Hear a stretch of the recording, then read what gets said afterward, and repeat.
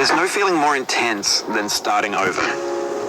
If you deleted your homework the day before it was due, as I have, or if you left your wallet at home and you have to go back after spending an hour in the commute.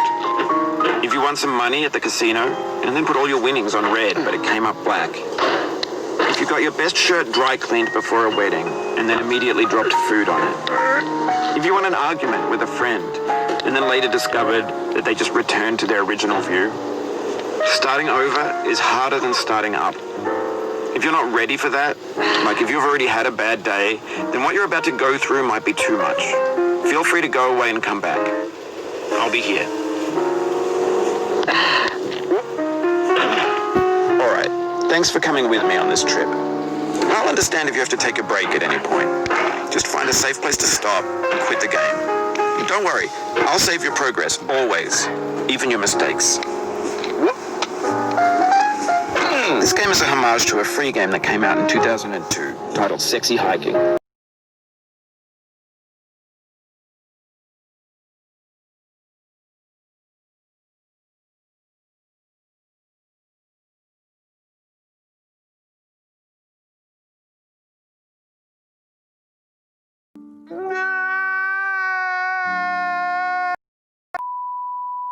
Designer, who was known at the time as the father of B games. And B games are rough assemblages of found objects.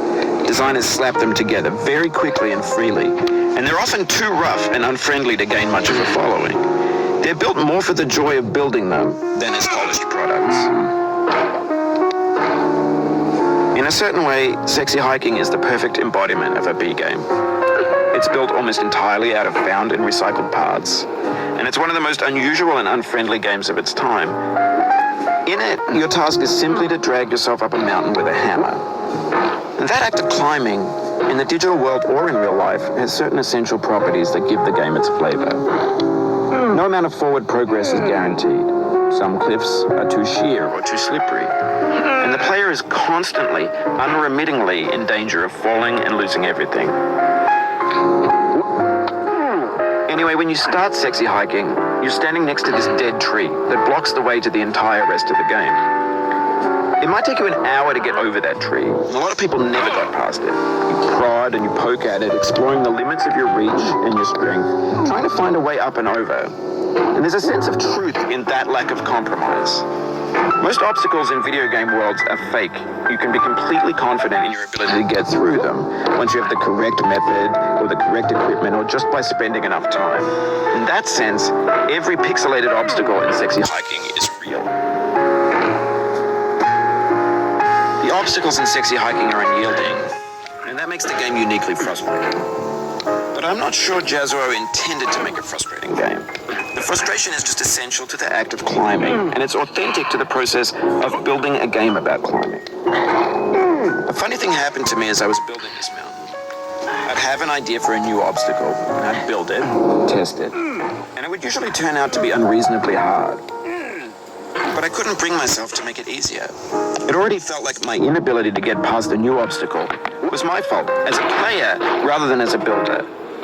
Imaginary mountains build themselves from our efforts to climb them, and it's our repeated attempts to reach the summit that turns those mountains into something real.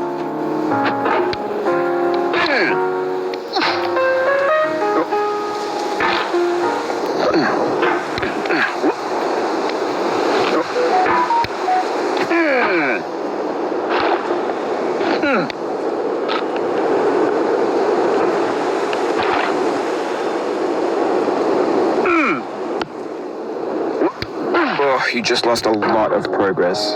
That's a deep frustration.